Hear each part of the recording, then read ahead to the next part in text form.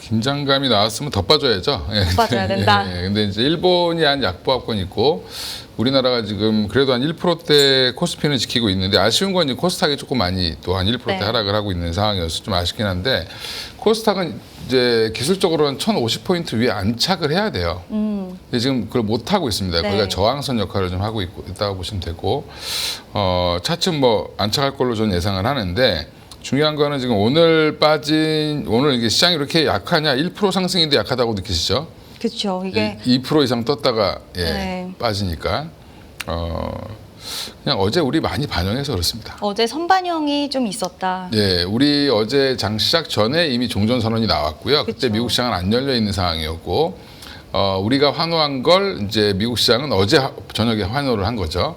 그리고 이제 미국 야간 선물도 지금 빠지고 있어요. 그러니까 미국 야간 선물이 보합권에서 시작했다가 나스닥 선물 같은 경우 0.2%, 0.25%까지 빠지면 우리나라도 한 1% 정도 하락은 나올 수밖에 없는 상황이고 그런 걸로 보면은 지금은 뭐 잘 버티고 있다. 저는 오히려 오늘은 잘 버티는 와중에 상승 종목 수는 쏠림이 좀 많이 완화되고 있죠. 거래소도 한 440개 이상 상승을 하고 있고 코스닥도 거의 한 600개 가까이 상승을 하고 있으니까 사실은 지수는 좀 별론데 종목별로는 생각보다 괜찮아요. 그러니까 우리가 이제 대형주 그러니까 삼성전자, 하이닉스 레버리지 하시는 분들은 이제 재미없겠지만 네. 이쪽은 조금 좀 천천히 올라갈 가능성이 있고요. 삼성전자, 하이닉스는 실적 발표가 어차피 다음 주가 기대되는 마이크론 실적을 한번 보고 싶어하고 그 다음에 삼성전자의 잠정 실적까지 확인해 보고 싶어하는 걸로 보이고 하이닉스가 조금 더 강한 이유는 ADR 관련된 기대감이 조금 더 묻어 있다. 그래서 오늘 신고가를 한번 찍었죠. 네. 예, 그래서 지금 이쪽 반도체가 조금 쉬면서 오늘 반도체 소부장도 좀 쉬고 있는데 그러면서 오늘 또 전혀 예상치 못했던 방산이 갑자기 또 튀어 올라가고 예, 어제부터 좀 기미는 좀 보이긴 했습니다만 LIG 이제 디펜스 앤 에어로스페이스가 갑자기 이제 급등을 했죠. 이제 뭐 라인 메탈과 협력한다고 해서 올라간 건데 그쪽에 방산 그다음에 원전도 아침에 좀 강했었고요. 조선도 일부 종목은 강했습니다. 그래서 조선 기자재들도 좀 반등이 좀 나오고 있고 조방원이 조금 시동을 좀 거는 것 같아요. 예, 그리고 2차 전지가 아침에는 조금 강하다가 지금 밀리긴 했는데 여전히 2차 전지도 조금 좀 주목해 보셔야 될 것 같고요. 그래서 지금 종목이 좀 확산되는 것들은 여전히 좋다. 또 전력기기는 어제 굉장히 좋았잖아요, 그죠? 예, 근데 네. 오늘은 조금 쉬는데 여전히 전력기기도 한번 뭐 오늘 효성중공업 같은 경우는 한 4% 이상 상승을 한 걸 보면 역시 대장 주도주의 역할을 좀 해주는 모습을 좀 보여주지 않나 이렇게 생각하고 있습니다. 그래서 조금 이 종목이 여러 방향으로 좀 확산되는 거는 오히려 저는 전체 시장으로 봤을 때는 더 긍정적이다. 지수가 뭐 급하게 올라가면 또 부담스러워요. 그러니까 삼성전자, 하이닉스를 뭐 이제 그럼 팔으란 얘기냐 이게 아니라 삼성전자, 하이닉스가 속도 조절하면서 가야 되는 상황이 나올 것 같고요. 여타 종목들이 좀 올라오면서 다른 종목들이 실적이 나쁘지 않은데 삼성 하이닉스에 가려서 지금 그렇죠. 예, 너무 조금 많이 뭐 조정도 많이 받고 수급이 안 들어오고 있는 상황들을 좀 해소하는 국면이 아닌가 생각하고 있습니다.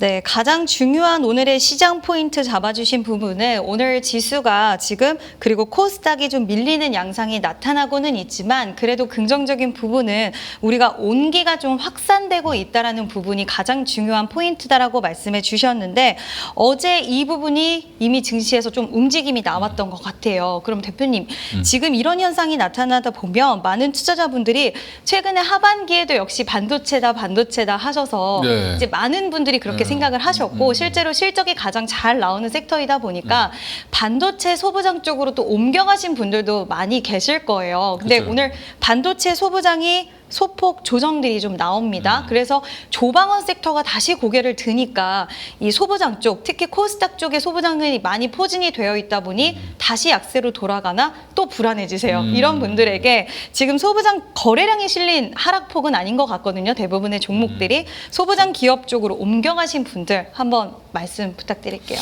그러니까 원익 IPS가 가장 대장주니까 한번 말씀을 드리면 네. 원익 IPS가 만 14만 원을 뚫으면 이제 오랫동안 이제 이 박스권 횡보를 보였거든요. 네. 14만 원 근처만 가면 빠지고 그 다음에 한참을 12만 원에서 횡보하고 이런 것들 반복하다가 삼성전자 하이닉스 ETF 2배짜리 나왔을 때가 5월 한 말경이었는데 그때부터 그거 살려고 많이 파셨어요. 맞아요. 그때 보면 똑같습니다 차트가. 네. 근데 그러니까 특히 이제 장비주들은 똑같이 빵빵빵빵 한 나흘 빠졌어요. 4, 5일 정도 일주일 가까이 빠졌는데 그게 소부장 ETF 팔아가지고 글로 가신 분들 때문에 그래요. 근데 그러고 나서 바로 제자리로 왔죠. 네. 강한 종목들은. 그리고 오랫동안 박스권을 유지하던 것들을 뚫고 나갔는데 그럼 오늘 원익 IPS가 막 6월 11일 날 거의 22% 가까이 올랐고요. 20% 가까이 올랐고요. 2월 12일 날 상한가 갔습니다. 그리고 어제 좀 밀리고 오늘 좀 떴다가 이제 밀리고 있죠. 근데 지금 8% 이상 빠지고 있는데 차익 실현 매물이겠죠. 그쵸. 근데 이게 5일선도 안 닿았어요. 네. 그 얘기는 그리고 거래량도 거의 없습니다. 네. 그 얘기는 그냥 조정, 건전한 조정. 그러면 없는 분들은 5일선 닿으면 사면 된다.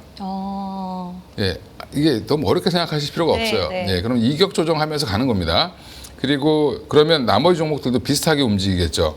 예, 조금 덜 올라간 뭐 유진테크나 이런 종목들 이제 대표 종목을 보이는 거 이제 종목을 추천하는 게 아니라 대표 종목을 한번 보면 흐름이 보이니까 유진테크 같은 경우 오늘 4% 빠졌는데 이게 딱 5일선입니다. 그러네요. 예, 그래서 오랜 기간 동안 한 3개월 정도 박스권 횡보를 보였잖아요. 2달 이상. 예, 그거를 이제 뚫고 나간 거는 이미 일단은 성공했고요. 그러면 그 뭐 장비주들의 내러티브 있잖아요. 지금 뭐 앞으로 쇼티지가 날 거고 SK하이닉스나 삼성전자가 단가를 인상해 줄 거고 거기에 지금 수요는 점점 증가할 수밖에 없다. 뭐 이런 얘기들이 나오면서 구체적인 계획들 나왔죠. 뭐 하이닉스는 뭐 3배 뭐 2배를 뭐 2030년까지 늘린다. 웨이퍼 기준으로 늘리겠다. 37년까지는 3배 늘리겠다. 뭐 이런 네. 얘기가 나왔기 때문에 여전히 탄력은 있을 거다. 그러면 오늘 이럴 때 그럼 5일선 달 때 조금씩 사보시는 것도 저는 나쁘지 않다. 그리고 갖고 계신 분들은 어제까지 좋았는데 왜 4% 빠지지? 예, 걱정 안 하셔도 된다. 예, 그렇습니다. 네, 큰 그림은 변하지 않는다라는 부분을 좀 언급을 해주셨고요. 시장이 극단적으로 좀 변한 만큼 상승할 때 하락할 때 그 폭이 좀 커졌습니다. 다만 큰 그림을 그리고서 우리가 내러티브가 확실하다라고 한다면 이런 변동성에 잘 버티시고 이런 변동성에 잘 대응하시는 분들이 좋은 결과를 얻을 수 있다라고 언급해 주셨고요. 대표 종목을 기준으로 해서 여러 가지 또 기준점도 잡아드렸으니까 이 부분 참고해 주시면 좋을 것 같습니다.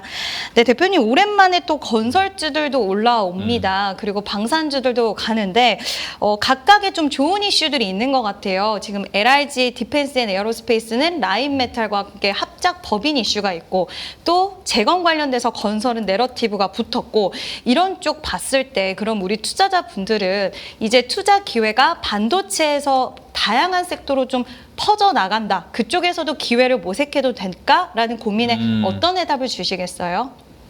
있죠. 기회는 뭐 있는데 중요한 건 이제 여기다 비중을 많이 실기에는 좀 힘들죠, 그죠? 아직은 반도체, 삼성전자, 하이닉스, 뭐 소부장 합쳐서 적어도 내 포트에 50%는 있으셔야 된다. 50%. 예, 네. 그렇게 보고 있고요. 그 다음에 이제 그 여타 뭐 피지컬 AI도 담으셔야 되고. 조방원 중에 본인이 원하시는 것 좀 담으셔야 되고 그 다음에 이런 이제 단기적인 이벤트죠. 사실 재건 관련된 거는 네. 저는 이제 삼성 ENA 정도만 보고 있는데 DL, ENC 정도 그렇게 보고 있는데 그런 종목들 좋습니다. 좋은데 이미 오늘 따라 사기에는 조금 좀 그렇지 않을까? 많이 올라갈 때 이런 것도 좀 빠질 때 사셔야 돼요. 예, 그러면 재건 이슈는 이제부터 시작이죠. 이 스타트 하는 건데 이걸 주가가 한꺼번에 반영하지는 않거든요. 근데 며칠에 올랐잖아요. 그럼 좀 네. 쉬어질 수 있으니까 언제든지 윗꼬리를 맞을 수 있다는 거를 좀 인지하시고 지금 보면 뭐 다들 윗꼬리를 좀 많이 달고 있죠. 최근에 뭐 현대건설만 어제 좀 못 올랐다라고 얘기하는데 현대건설 그저께 엄청 올랐어요. 그러니까 금요일 날. 네. 예, 그래서 어제 남들을 갈 때 왜 못 갔냐 이러시는데 상한가로 한번 먼저 갔죠, 그죠? 금요일 날. 예, 그래서 그런 거라고 생각하시면 되고 대우건설은 왜 어제부터 올랐냐?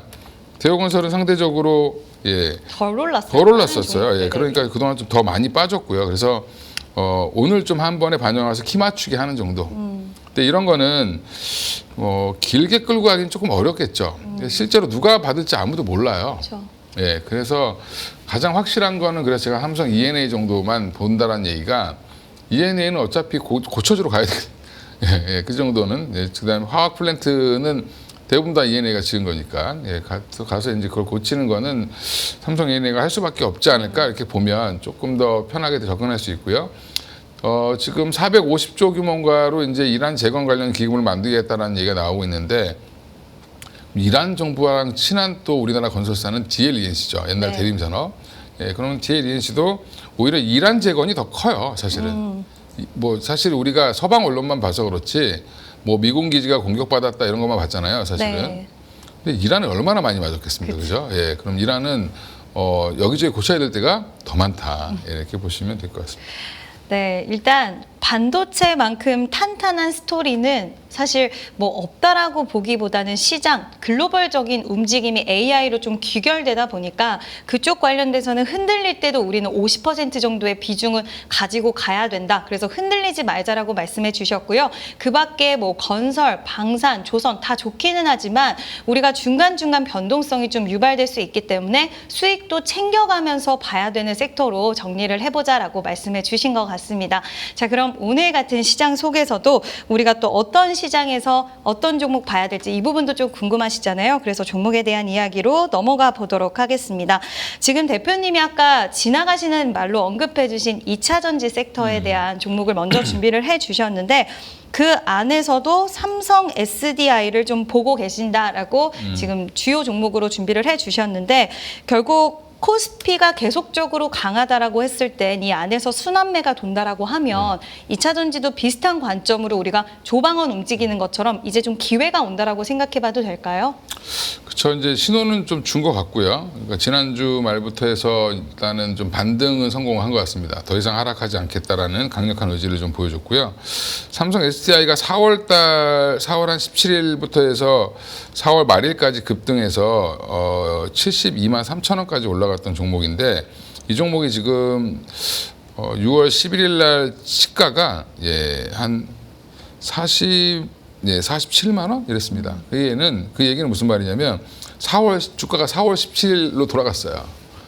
예, 다시 그냥 큰 한 산을 그리고 돌아갔는데 이대로 끝나진 않겠죠. 네. 그리고 지금 전력기기 그다음에 전선주들도 이제 조금 반등하려고 하고 있고 ESS도 지금 좋아지고 있다라고 하고 있고 미국에서 태양광 설치가 전체 전력 설치량의 90%를 넘었다 이런 얘기도 나오고 있잖아요.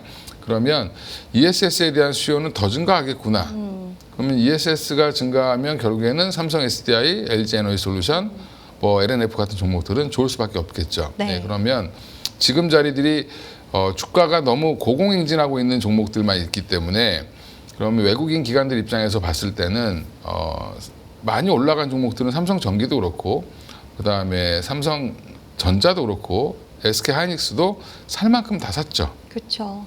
기관들도 거의 채울 만큼 채웠다라고 보는 게 맞아요. 그러면 신규 수요들이 들어오면서 약간 상승폭이 둔화될 가능성이 있고 근데 이제 이쪽은 수익률 게임으로 그럼 해야 되죠. 지수보다 아웃퍼폼할 거를 뭔가를 찾아야 지수가 좀 정체되면 지수보다 뛰어나게 올라가는 종목들을 찾아야 됩니다. 그래서 네. 그런 그런 종목 중에 하나가 2차 전지가 되지 않겠나. 기관들이 들어오기 좀 편하고 그 중에 그러면 가장 주도주였던 그러니까 이전에 2차 전지에서 가장 주도주 역할을 했던 게 SDI니까 SDI를 지금은 좀 사서 트레이딩 관점으로는 충분히 사볼 자리가 됐다. 그러면 한 60만 원 중반대까지 여기서 한 10만 원 정도의 상승은 충분히 나오지 않을까 이렇게 생각하고 있습니다. 일단 SDI는 고점 대비해서 상당히 많이 단기적으로 좀 눌렸는데 관련돼서는 지금 기관, 외국인, 메이저 수급들이 이제는 그동안 담아왔던 대형주 외에 종목들을 좀 찾기 시작을 할 거고 그 매력적인 부분으로 2차 전지 쪽도 충분히 바라볼 시기가 왔다라고 말씀해 주셨고요. 저희 방송 거의 처음에 나오셨을 때 몇 달 전에 나오셨을 때도 좀 비슷한 말씀을 해 주셨습니다. 60만 원 선 좀 위로 올라가면 어느 정도는 좀 우리가 매도에 대한 압력이 나올 수 있다. 근데 그 밑에서는 매수의 기회를 잡아봐도 좋다라고 말씀해 주셨는데 또 시간이 좀 지나가다 보니까 대표님이 말씀해 주신 그 기회의 가격이 다시 좀 도달을 해서 오늘 삼성 SDI를 언급해 주신 것 같은데요. 일단 60만 원대까지도 우리가 좀 60만 원 초반대까지는 일단 1차적으로 목표가 잡고 가고 그다음 만약에 분위기가 좀 2차 전지 쪽으로 수주 이야기가 좀 더 나오면 대표님 혹시라도 80만 원을 넘어갔고 또 증권사에서 분위기 좋았을 때 100만 원까지도 이야기가 나왔었거든요. 조금 더 욕심 내봐도 될까요? 저는 한 70만 원 초중반 가면 많이 가야 70만 원 중반? 예, 그 이상 가면 어려울 거라고 보는데 그게 왜냐하면 우리가 이제 역사적으로 보면 삼성 SDI가 자동차가 전기차 한참 좋다고 했을 때가 2021년, 23년 이럴 때 고가가 80만 원이에요.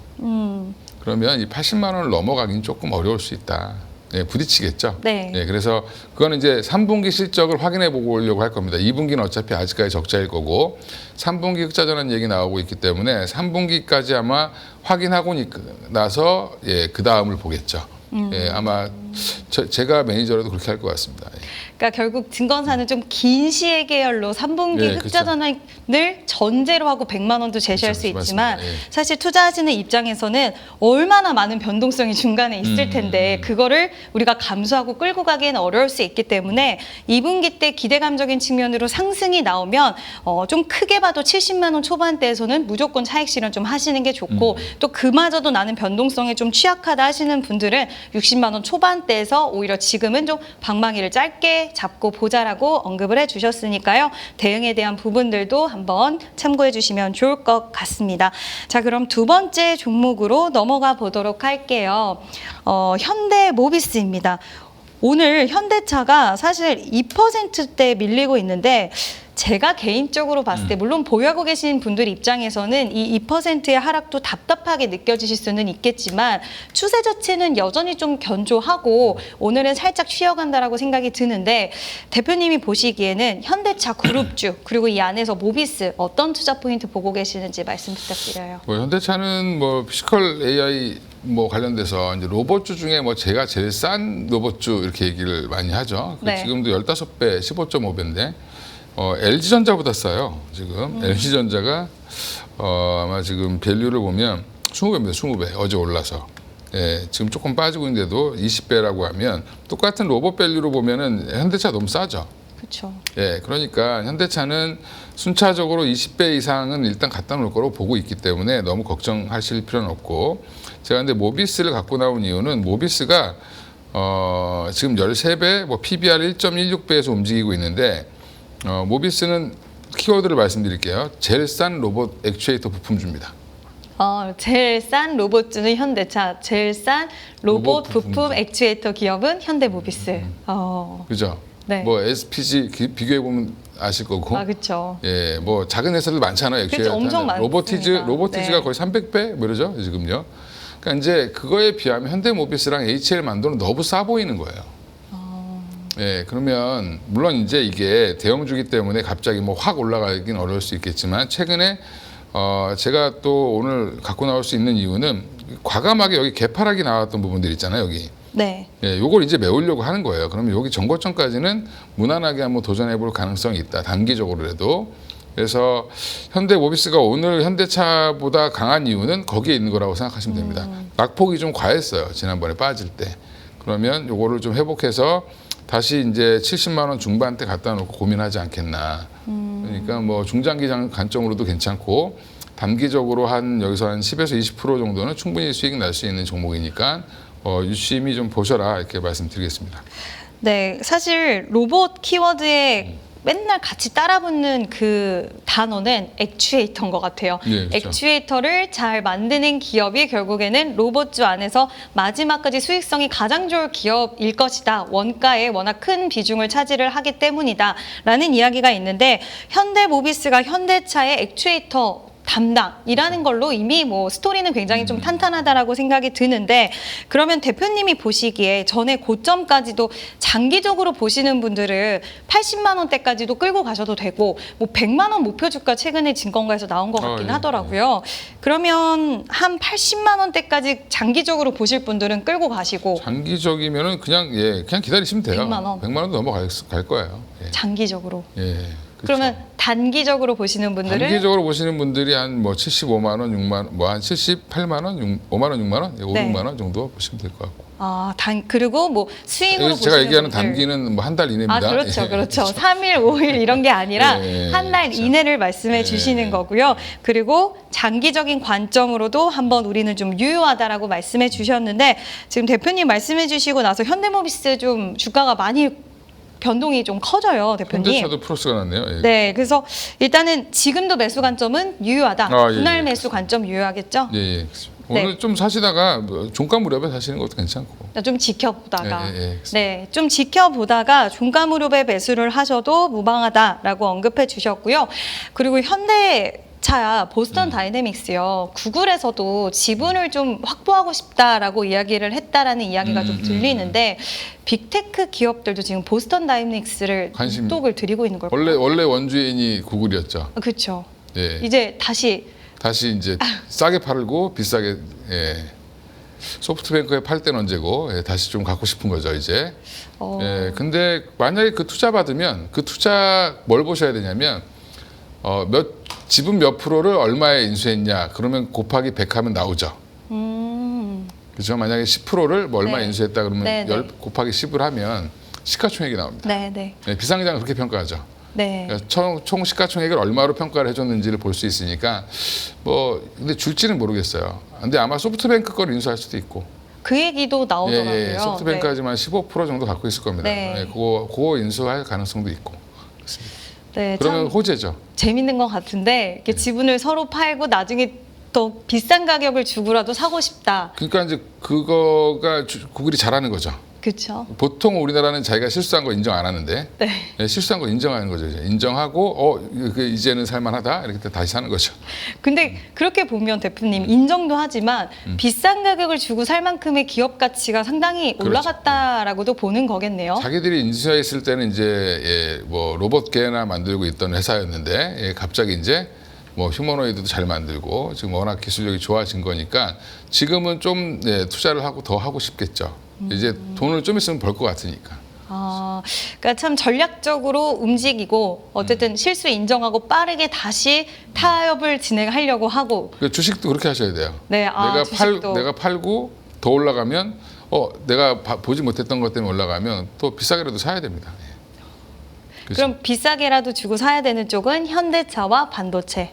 그렇죠. 지금은 내가 현대차를 왜 30만 원에 못 샀을까? 삼성전자를 많이들 20만 원, 10만 원에 왜 못 샀을까? 이런 생각하지 마시고 네. 이제 앞으로 얼마나 더 좋아질 건가를 보시고 그러니까 가치를 보라고 그러잖아요. 가치가 생각보다 더 갈 것 같으면 주가는 그닥 지금 차트가 중요한 게 아니니까 그거는 이제 기술적인 거고 그쵸. 얼마나 조금 더 싸게 사느냐 이 정도의 싸움이죠. 팔 때도 보면 얼마나 조금 더 비싸게 파는 거의 싸움이지 큰 그림으로 보면 아직도 두 섹터는 제가 볼 때 여전히 싸다 이렇게 보고 있습니다. 대표님께서 제가 안 그래도 삼성전자, SK 하이닉스도 여쭤보고 싶었는데 여전히 우리가 지금 가격을 보고서 좀 내려오면 사야지 내가 왜 못 샀을까 예전에는 왜 못 담았을까 이 후회를 하시기보다는 앞으로 나아갔을 때 이 기업이 추가 상승이 있을 것인가를 판단을 하셔야 된다라고 말씀해 주셨고요. 일단 추가적인 상방은 열려 있기 때문에 우리는 긍정적인 시각으로 바라봐야 된다라는 이야기까지 들어봤습니다. 자, 그럼 다음 종목으로 넘어가 보도록 할게요.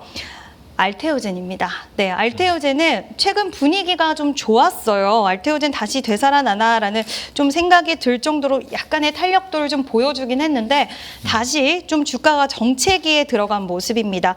알테오젠 주가 상승 탄력 좀 받으려면 기술 이전 대여급이 하나 나와줘야 될까요?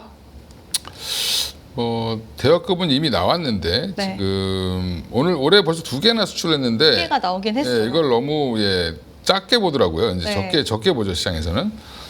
조 단위가 나오다가 이제 몇 천억 단위가 나오니까 이거 뭐야 그러는데 그게 파급력이 사실은 그게 더 알짜인데 그건 이제 품목 하나하나 따로따로 띄어 파는 거거든요. 네. 그래서 이게 더 알짜인데 사실은 조금 오해를 하는 것 같긴 한데 그저께인가 나온 거죠. 듀피젠트 관련돼서 네. 사노피랑 관계가 있다는 얘기는 계속 있었어요. 근데 이게 뭐랑 비슷한 거냐면 머크가 키트루다에다가 이제 SC를 적용하려고 예전에 계약을 해놨다가 단독 계약을 안 하고 이제 독점 계약을 안 하고 그냥 일반적인 계약을 체결해 놓고 비공식적으로 해놨다가 비밀 계약을 유지했다가 공개를 해버렸죠. 네. 그게 알테오젠이 5만 원에서 50만 원 갔던 초입 국면이었습니다. 네. 예, 근데 사노피와의 계약이 있다는 건 이제 우리가 다들 알고 암암리에, 있었어요. 암암리에 네. 알고 있었죠. 예, LG 노텍이 애플에 납품하는 네. 것처럼.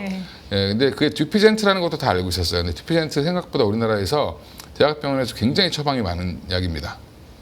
그래요? 예, 천식 있는 환자들, 천식 그다음에 알러지 쪽에 많이 쓰이는 약인데 이 사노피의 듀피젠트를 SC제형으로 바꾼다라는 것 자체가 굉장히 큰 이슈인데 바이오 업계에 있는 분들은 굉장히 크다고 생각하는데 지금 바이오에 관심이 별로 없다 보니까 큰 거다 그러고 샀는데 윗골이 달리니까 좀 약해진 건데 이것도 아마 큰 이슈가 될 거다. 이거 독점 계약으로 아마 전환이 되고 그러면 이제 예전에 머크가 했던 거랑 비슷한 형태로 가지 않을까. 굉장히 잘 팔리는 약이에요. 이것도 거의 연간으로 제가 알기로는 거의 뭐 10조 이상 20조 가까이 팔리는 약일 걸로 알고 있습니다. 네. 예, 그러니까 이게 우리나라에서 그 정도 팔릴 정도면 전 세계적으로 더 많이 팔린다는 얘기죠.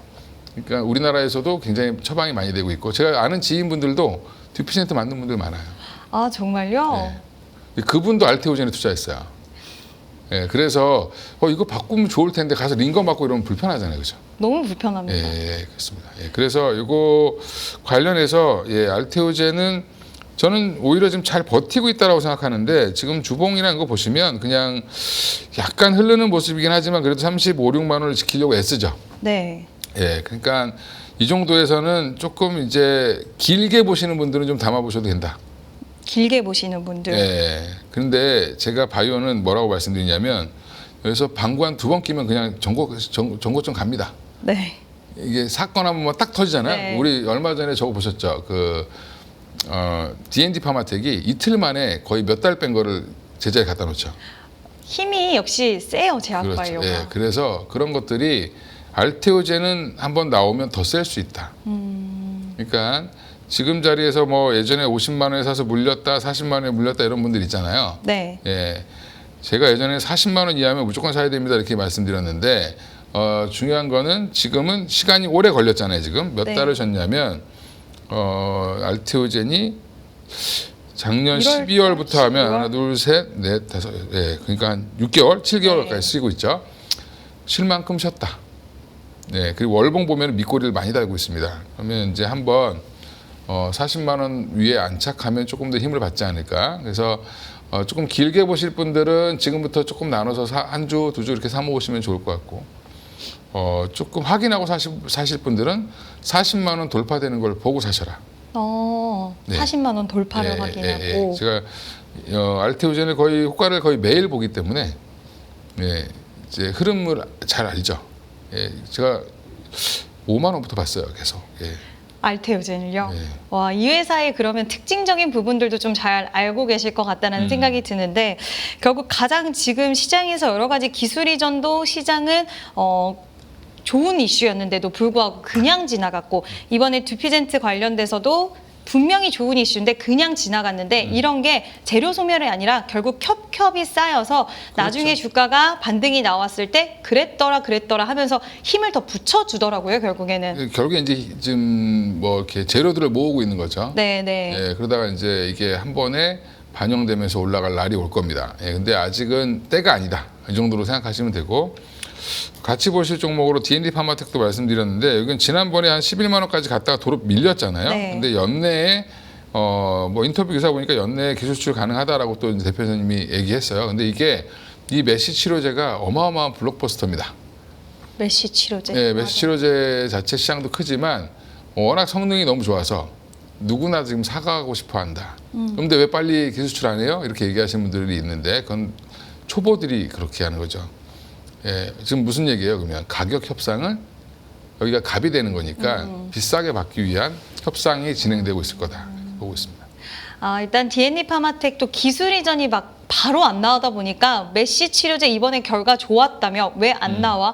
뭔가 또 문제가 생긴 거 아니야? 라는 생각하시는 분들도 계시겠지만 일단 기술적 우위를 검증을 했기 때문에 협상 과정에서 조금 더 유리한 조건으로 받아내기 위한 움직임일 수 있다. 그리고 생각해보면 주가가 고점 대비해서는 좀 빠진 것 같지만 그래도 어느 정도 가격 라인대를 잘 그렇죠. 지켜주고는 있어요. D&D 파마텍. 8만 원대 중후반이면 뭐 언제든지 9만 원 이상은 갖다 놓으면 좀 편하게 올라갈 수 있다. 이렇게 보고 있죠. 일단 언급을 해주셨으니 D&D 파마텍도 궁금하신 분들은 네. 9만 원대까지는 갖다 놓을 수 있는 자리다라고 좀 말씀을 해주셨고요. 하반기에 기술 이전에 대한 기술 수출에 대한 기대감 있는 기업들을 증권사에서는 이제 네. D&D 파마텍, ABL 바이오, 리가켄 바이오, 올릭스, 한미약품, 알테오제, 유한양에 굉장히 많이 보고 있어요. 네. 근데 대표님께서는 겨울이 와야지 사실 반도체는 가장 랠리가 올 수 있다. 바이오가 이런 이야기를 좀 해주셨는데 기술 수출 가능성이 이제 열리기 막 시작을 한다면 괜찮겠죠, 제약바이오? 그러니까 제가 그래서 찬바람 불면 네. 좋아질 거라고 얘기했는데 네. 겨울은 아니고 가을 정도 되면 가을부터 찬바람이 불기 찬바람이 시작하면. 살랑살랑 부는 9월 정도 네. 아침 저녁으로 그러면 그때 이제 기술출이 많이 나와요. 이게 왜 그러냐면 우리가 연초에 많이 나오고요. 네. 그다음에 하반기에 많이 나오는 이유가 작년에 검토하던 거를 연초에 내보내는 거예요. 그러니까 25년도에 하반기에 검토하는 거를 검토해 보고 연초에 주로 계약을 합니다. 그리고 저 한 작년 겨울부터 검토하다가 이제 마무리돼서 이제 사인하자라고 하는 게 가을쯤 돼요. 보통 그래서 JP모건 헬스케어에서 엄청 치열하게 그 호텔에서 만나잖아요. 네. 그럼 만나서 결론 나는 게 보통 11월 달 아니면 그 다음에 1월, 1, 2월입니다. 네, 그래서 보통 그래서 여름엔 잘 안 나와요. 여름에. 기술 수출이. 그랬던 것 같습니다. 그래서 그러니까 보고서들은 어떻게 해서든지 학회 이슈 얘기하고 하는데 제가 오랫동안 바이오 해본 결과는 더울 때 사서 추울 때 파시면 돼요. 말씀해주신 부분을 제가 듣고 궁금해서 또 종목들을 좀 보니까 ABL 바이오도 딱 찬바람 부는 그 시점에 그렇죠. 가장 시세가 작년에, 강했어요. 작년에 10월, 11월, 10월, 12월. 11월. 네, 그때부터 그때, 시작이었어요. 그때가 빵빵 터지면서 이제 올라갔죠, 그죠? 네. 그렇습니다. 그래서 일단은 지금 보유하고 계신 분들 마음이 굉장히 좀 급해지실 수는 있겠지만 그래도 이미 우리가 6개월, 7개월을 잘 버텨왔습니다. 보유하신 분들은 이왕 우리 좀 기다려본 거 찬바람 불 때 그리고 2분기 지나왔고 이제 3분기, 4분기 하반기 때 기술 이전에 대한 기대감을 좀 가져가시면서 지금 당장 어떤 재수출을 취하자라고 말씀해 주신 건 아니고요. 한번 쭉 일단 어느 정도 하방 경직성은 나왔으니 지켜봐 보자라고 하셨고 신규 접근을 고민하시는 분들은 관심 종목에 넣어두시고 40만 원에 대한 안착하는 흐름이 명확하게 나와주면 그때가 좋은 우리가 또 가격 라인이 될 수 있겠다라고 말씀해 주셨으니까요. 대표님 나오실 때 제가 바이오에 대한 부분들은 꾸준히 한번 여쭤보도록 하겠습니다. 네, 오늘 시장 분위기가 다소 좋으면 좋다, 나쁘면 나쁘다. 좋으신 분들은 사실 그동안 소외됐던 종목들이 올라오고 있기 때문에 또 그 부분에서는 기쁨을 느끼고 계실 거고요. 그리고 또 한편으로는 또 추격 매수에서 고점에서 매수를 최근에 하셨던 분들은 오늘의 조정이 좀 불편할 수는 있겠지만 그래도 온기가 전반적으로 확산이 되고 있는 모양새에 우리에게는 앞으로 기회를 더 많이 주지 않을까라는 생각도 듭니다. 오늘 대표님께서 이 부분을 꼼꼼히 잘 짚어주셨습니다. 대표님 오늘도 고맙습니다. 네, 감사합니다.